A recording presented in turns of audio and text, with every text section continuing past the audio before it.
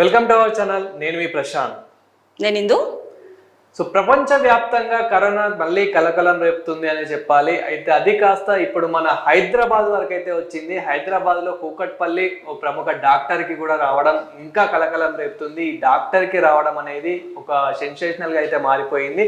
మరి మళ్ళీ లాక్డౌన్ పెట్టే అవకాశం ఏమైనా ఉందా, మరి ఎలాంటి జాగ్రత్తలు తీసుకోవాలి ఈ క్రమంలో అనే విషయాలు అయితే తెలుసుకుందాము. ప్రస్తుతం మనతో పాటు జర్నలిస్ట్ హిందూ అయితే ఉన్నారు. సో హిందూ, మరి మీరేమనుకుంటున్నారు ఈ కరోనా గురించి, అసలు ఏమనుకుంటున్నారు? ఆల్రెడీ మనం 2020 ఫస్ట్ కేసు కానివ్వండి, సెకండ్ టైం కానివ్వండి, చాలా అల్లాడించిపోయిన అండ్ ఇండియానే షేక్ చేసేసింది. ఇండియాని కాదు, మన ప్రపంచ వ్యాప్తంగానే ఎంతో మంది కరోనా వల్ల చనిపోవడం జరిగింది. మరి ఇప్పుడు ఎలా ఉంది సిచ్యువేషన్, బయట ఎలా ఉంది? ఓవరాల్ గా మన ఇండియాలో కూడా చాలా కేసులు నమోదు అవుతున్నాయి కాబట్టి మరి నువ్వేమనుకుంటున్నావు? ప్రశాంత్, మరి చూసుకుంటే అంటే కంటికి కనిపించని ఒక సూక్ష్మ జీవి ఒకప్పుడు ప్రపంచాన్ని అల్లాడించిందని చెప్పొచ్చు. సో ఇదే క్రమంలో కొన్ని ఖనిజాలు అయితే ఖాళీ అయ్యాయి, అలాగే స్టాక్ మార్కెట్లు షేక్ అయ్యాయి, కొన్ని సంస్థలు మూతపడ్డాయి, అలాగే ఒక రోజు మారే క్రమంలోనే కొన్ని లక్షల మంది జీవితాలు అయితే తారుమారాయని చెప్పొచ్చు. సో మరి ఈ నేపథ్యంలో అప్పుడు చూసుకుంటే భారత్ తో పాటు చైనాతో పాటు కొన్ని అగ్రదేశాల వాణిజ్య పరంగా కానివ్వండి, లేకపోతే చాలా దెబ్బతిన్నాయని తెలుస్తుంది. సో ఇప్పుడు చూసుకుంటే కరోనా మహమ్మారి అయితే మళ్ళీ విజృంభిస్తున్నట్టు తెలుస్తుంది. సో మొన్నటి వరకు అయితే కొన్ని రాష్ట్రాల్లో అయితే కరోనా అత్యధిక కేసులు అయితే చూసాము. ఇప్పుడు చూసుకుంటే గనక ఏపీకి అయితే కరోనా ఎంట్రీ చేసింది, అండ్ అలాగే ఇప్పుడు హైదరాబాద్ లో కూడా కరోనా ఎంట్రీ ఇచ్చినట్టు తెలుస్తుంది. సో దీనికి సంబంధించి అంటే డాక్టర్లు కానివ్వండి, లేకపోతే వీళ్ళు కూడా కొన్ని ప్రత్యేక ప్రికాషన్స్ పాటించాలని కూడా చెప్తున్నారు. అంటే ఎక్కడైతే రద్దీ ఉందో అక్కడ మాస్క్ కంపల్సరీ పెట్టాలని, అలాగే శానిటైజేషన్ కూడా ప్రాపర్ గా చేసుకోవాలంటూ కూడా కొన్ని ప్రికాషన్స్ అయితే చెప్తున్నారు. అంటే మనం లాస్ట్ టైం కోవిషీల్డ్, కోవాక్సిన్ అనేవి ఇలాంటివి తీసుకొని కొంచెం జాగ్రత్తలు పడ్డాము. సో ఆ పవర్ ఇంకా ఉంటుందంటారా? అంటే ఆ పవర్ మనకి ఇంకా యూస్ఫుల్ గా ఉంటుందంటారా, లేకపోతే ఆ పవర్ తగ్గిపోయింది అంటారా? మరి మళ్ళీ అలాంటి ఇంజెక్షన్స్ తీసుకోవాల్సిన అవసరం ఏమైనా ఉందా?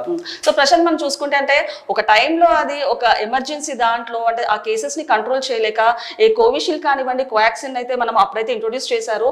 సో అప్పుడు దాన్ని బట్టి కూడా కొంతవరకు కంట్రోల్ చేశారని కూడా చెప్పొచ్చు. సో దాని వల్ల సైడ్ ఎఫెక్ట్స్ కూడా ఉన్నాయంటూ కూడా కొన్ని ఆరోపణలు వచ్చాయి. సో ప్రస్తుతం ఇది ఒక ఇనిషియల్ స్టార్టింగ్ స్టేజ్ లోనే ఉంది కాబట్టి ఇంకా అలాంటివి అయితే ఇంకా స్టార్ట్ చేయలేదు.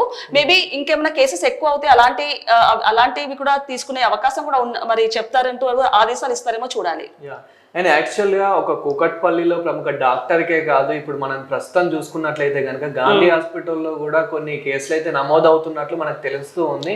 అంటే ఇది అసలు ఎలా స్టార్ట్ అయింది, మళ్ళీ ఎలా స్టార్ట్ అయింది అనుకోవచ్చు, అంటే ఎవరి ద్వారా స్టార్ట్ అయింది అనుకోవచ్చు, మరి ఎలాంటి జాగ్రత్తలు ఇంకా తీసుకుంటే బాగుంటుంది, ఎలాంటి ఫుడ్ ఐటమ్ తీసుకుంటే బాగుంటుందని మీరు అనుకుంటున్నారు? సో ప్రశాంత్, చూస్తే అంటే ఆల్రెడీ ఇది మనకి హాంకాంగ్ లో కానివ్వండి, సింగపూర్ లో అయితే అత్యధిక కేసులు అయితే నమోదయ్యాయి. సో దీని ప్రభావం ఇప్పుడు భారత్ పై పడిందని కూడా చెప్పొచ్చు. సో కాకపోతే కేంద్ర లెక్కల ప్రకారం మొత్తంగా 257 కేసులు అయితే నమోదయ్యాయి. కాకపోతే కేంద్రం అయితే COVID-19 ప్రస్తుతం అదుపులోనే ఉందంటూ కూడా ప్రకటించింది. కానీ ఇప్పుడు స్టార్టింగ్ ఇనిషియల్ గా కొత్త కేసులు అయితే నమోదవుతున్నాయి. సో మనం అంతకు ముందు చూసుకుంటే గనక కరోనాకి సంబంధించి కొంచెం ఇమ్యూనిటీకి పరంగా కొన్ని ప్రత్యేకమైన ఫుడ్స్ కానివ్వండి, లేకపోతే విటమిన్ సి చీవబుల్ కొన్ని ఇమ్యూనిటీ పరంగా కొన్ని తీసుకున్నాము. అలాంటివి కూడా మళ్ళీ అలాగే తీసుకోవాలని, అండ్ అలాగే అంటే ఒక లాక్డౌన్ లేకపోతే శానిటైజింగ్ ప్రికాషన్ కాదు, మనం కూడా సెల్ఫ్ కేర్ తీసుకోవాలి. ఒక డిస్టెన్స్ కానివ్వండి, మనం కూడా సెల్ఫ్ ప్రికాషన్ కూడా తీసుకోవడం వల్ల ఇలాంటివి ప్రివెంట్ చేయొచ్చు అని చెప్పొచ్చు.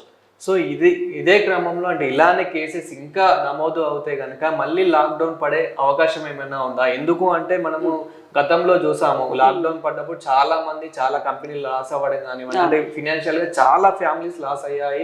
అదేవిధంగా చాలా మంది చనిపోవడం కరోనా వల్ల. అండ్ కొంతమంది అంటే చిన్న బిజినెస్లు పెట్టి కరోనాకు సంబంధించిన ఏమైనా మాస్క్ లాంటివి కానివ్వండి, ఇలాంటివి పెట్టిన వాళ్ళు కొంచెం ఎదిగిన వాళ్ళు ఉన్నారు. కానీ మోస్ట్లీ లాస్ అయిన వాళ్ళు చాలా మంది ఉన్నారు. కాబట్టి మరి మళ్ళీ లాక్డౌన్ పడే అవకాశం ఏమైనా ఉందా? సో ప్రశాంత్, అంటే ఇప్పుడు చూసుకుంటే గనక అంటే ఇప్పటికీ మనము దీని గురించి ఇంకా ఏం చెప్పలేని పరిస్థితి అని చెప్పొచ్చు. అంటే అందుకనే అలాంటి లాక్డౌన్ పరిస్థితులు ఎక్కడా ఉండకూడదనే ప్రభుత్వం కూడా ఇప్పటి నుంచే కొన్ని ప్రికాషన్స్ ఇస్తుంది. అంటే అలాంటి మీరు చూడొచ్చు, ఒక టైంలో బెడ్ల కొరత కానివ్వండి, లేకపోతే ఆక్సిజన్ పరంగా కానివ్వండి, వెంటిలేటర్స్ పరంగా కానివ్వండి, కొంతమంది లక్షల మంది ప్రాణాలు అయితే పోగొట్టుకున్నారు. అలాంటి సిచ్యువేషన్ మళ్ళీ రిపీట్ కాకుండా ఇప్పుడు ప్రభుత్వం కూడా ముందస్తుగానే ప్రికాషన్స్ తీసుకోవాలని, సో దాని వలన ఇలాంటివి అరికట్టే ఛాన్స్ ఉందన్నట్టు కూడా ప్రభుత్వం అయితే వెల్లడించింది. సో ప్రజలకు కూడా ఇదే విజ్ఞప్తి చేస్తున్నారు. అంటే దీనికి సంబంధించి ఎలాంటి ఆందోళన చెందాల్సిన అవసరం లేదు, జస్ట్ మనం కొన్ని ప్రికాషన్స్ తీసుకుంటే దీన్ని అరికట్టచ్చు అంటూ కూడా చెప్తున్నారు. అండ్ ఇప్పుడు మళ్ళీ మనకి అంటే ఇప్పుడు ఆల్రెడీ ఒకసారి ఫస్ట్ వచ్చింది, సెకండ్ వచ్చింది, థర్డ్ వచ్చింది కాబట్టి మళ్ళీ ఒకసారి వస్తుంది కాబట్టి అంతే పవర్ తో కరోనా వస్తుంది. అంటే మనకి సెకండ్ థర్డ్ కేసు అంత పవర్ లేదు. సో ఇది అంత పవర్ ఉంటుంది అంటారా? ఫస్ట్ కేసులో చాలా మంది చనిపోయారు. సో ఇప్పుడు ఈ కరోనా మరి అంత ఉండొచ్చు అంటారా? అంటే అది చెప్పడానికి లేదు ప్రశాంత్, అంత పవర్ అని అంటే ప్రస్తుతానికి అదైతే మనం చూసుకున్నాం. ఫస్ట్ కోవిడ్ ఫస్ట్ ఫేజ్ లో ఉన్నప్పుడైతే అందరం లైట్ తీసుకున్నాం. ఎప్పుడైతే ఆ మృత్యు సంఖ్య అయితే ఎప్పుడైతే పెరుగుతూ వస్తుందో అప్పుడు మనం ఇంకా కొంచెం స్ట్రిక్ట్ గా తీసుకొని ఫాలో అవుతూ ముందుకెళ్ళాం. సో అది ఏ పవర్ తో ఉన్నా గానీ మన జాగ్రత్తలో మనం ఉంటే కరెక్ట్. ఏదైనా కానివ్వండి, మీరు అన్నట్టు ఫుడ్ పరంగా కానివ్వండి, లేకపోతే క్రౌడ్ ఎక్కడ ఉంటుందో అక్కడ మనము అంత రద్దీలో మాస్క్ కంపల్సరీగా అండ్ శానిటైజేషన్ ప్రాపర్ గా చేసుకుంటూ డిస్టెన్స్ మెయింటైన్ చేస్తూ అవి ఫాలో చేస్తే కనుక మీరు అన్నట్టు ఎలాంటి కోవాక్సిన్ లేకపోతే ఎలాంటి కోవిషీల్డ్ కూడా అవసరం లేదన్నట్టు కూడా చెప్పచ్చు.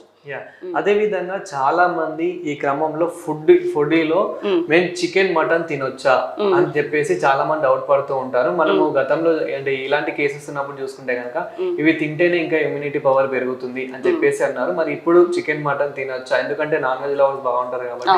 సో వాళ్ళ కోసం ఏం చెప్తారు మరి? అంటే ఖచ్చితంగా ప్రశాంత్, ఇప్పుడు నార్మల్ గా చూసుకుంటే ఇమ్యూనిటీ అంటే కూడా మనకు ప్రోటీన్ పరంగా చికెన్ కానివ్వండి, మటన్ కానివ్వండి ఒక స్ట్రెంగ్త్ ఇస్తాయని చెప్పొచ్చు. సో అప్పుడు కూడా మనకు మీకు గుర్తుందో లేదో ఆరెంజెస్ కానివ్వండి, లేకపోతే విటమిన్ సి చీవబుల్ టాబ్లెట్స్ అంటూ అలాగే చికెన్, ఎగ్స్, నట్స్ ఇలాంటివన్నీ తీసుకోవాలంటూ కూడా డాక్టర్లు ప్రత్యేకంగా ఒక డైట్ అంటూ చెప్పారు మనకి. సో ఇలాంటివి తీసుకోవడం వలన అంటే మనకు కూడా ఇమ్యూనిటీ పవర్ పెరుగుతుంది. ఒకవేళ అలాంటివి వచ్చినా కూడా దానికి తట్టుకునే శక్తి కూడా మనకు వస్తుందని కూడా చెప్పొచ్చు. సో ఖచ్చితంగా బయట ప్రికాషన్స్ తో పాటు డైట్ పరంగా కూడా ఇలాంటివి ఫాలో చేస్తే గనక మనము కొంతవరకు అయితే అరికట్టచ్చు అని కూడా చెప్పొచ్చు. సో మనకి లాస్ట్ టైం కరోనాలో చూసుకుంటే కనుక సిమ్టమ్స్ అనేటివి స్మెల్, అంటే మనకి ఫుడ్ తిన్నా గానీ టేస్ట్ రాకపోవడము, స్మెల్ రాకపోవడము, కొంచెం దగ్గు రావడము, ఫీవర్ రావడం, హెడేక్. సో ఇప్పుడు వస్తున్న కరోనా కేసులో మరి ఎలా ఉన్నాయి సిమ్టమ్స్? అంటే అప్పుడు చూసుకుంటే అంటే డిఫరెంట్ సిమ్టమ్స్ ఉండేవి. అంటే ఒక చిల్డ్ ఫీవర్ లాగా, లేకపోతే కోల్డ్ లాగా, లేకపోతే cough, severe cough, breathing problem ఇలాంటి సిమ్టమ్స్ చూసాం. సో మనం మొన్న ఏపీలో చూసుకున్న కేసులో అయితే ఆవిడకి చిల్డ్ ఫీవర్ అండ్ కోల్డ్ తోటి ఆవిడ అడ్మిట్ అయ్యారంట. సో మరి ఆవిడకి డెంగ్యూనో లేకపోతే మలేరియా అని చెప్పేసి అయితే టెస్ట్లు అయితే చేశారు. కాకపోతే పలుమార్లు టెస్ట్ చేయగా ఆవిడకి కరోనా పాజిటివ్ అని తెలిసిందే. సో మరి ఒక్కొక్కరికి అంటే పర్సన్ టు పర్సన్ డిఫర్ అవుతుండొచ్చు.